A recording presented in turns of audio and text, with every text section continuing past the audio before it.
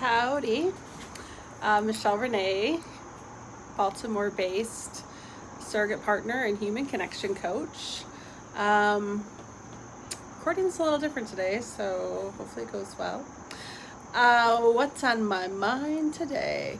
Well, in surrogate partner therapy, which is where I work with a client and their therapist, and the client is usually dealing with something relationship or sexually related. I deal with a lot, I just really over exaggerated that. A lot of my cases so far in my fairly short career doing this have been later in life virgins. So it's really cool because sometimes they've never even had a back massage before. So I love what I do, and I feel like it's a kind of very much a privilege to hold that space for someone for the first time.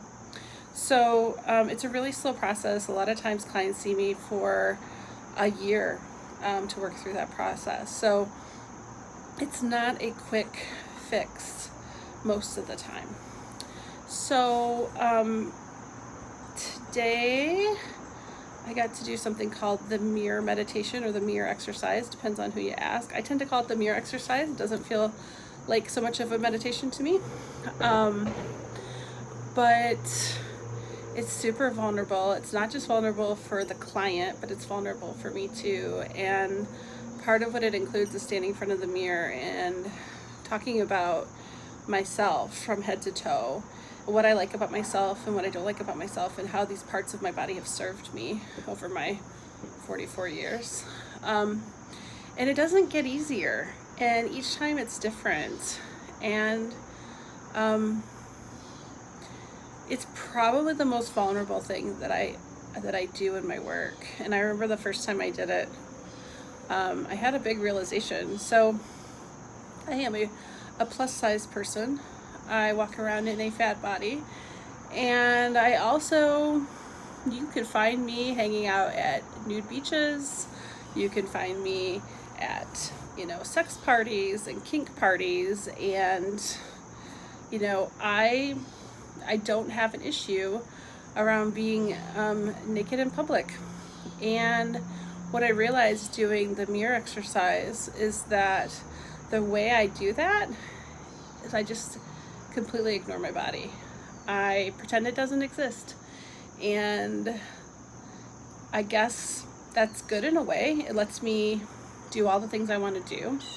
At the same time, it makes it very shocking when I actually am forced to pay attention to it. And I think maybe that's something that's been lacking in my life, is the accountability of paying attention to my body. I've gotten way better over the years.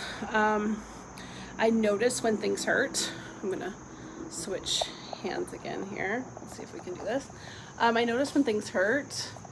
Like right now, I'm paying the price of drinking coffee all weekend while I was in Michigan. My body does not like coffee. I have found that certain brands of coffee I tolerate better, but I did not have my coffee, and now I am hurting. But that's very different, feeling your body compared to really recognizing your body. So it was a tender moment for me. Michelle had tears, but it's always a really good exercise, and it teaches so much about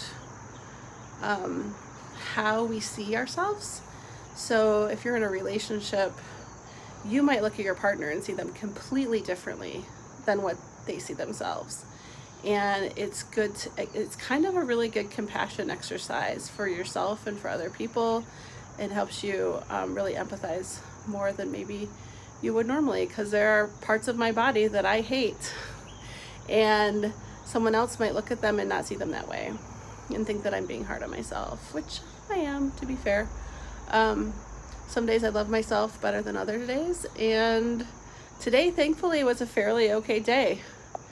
And I still had tears. So, the work. Anywho, that's a peek inside my life, a peek inside my work. and certainly what is alive for me today. I think it's September 24th, 2020, and I had a good day. I'll talk to you soon. Love you. Bye.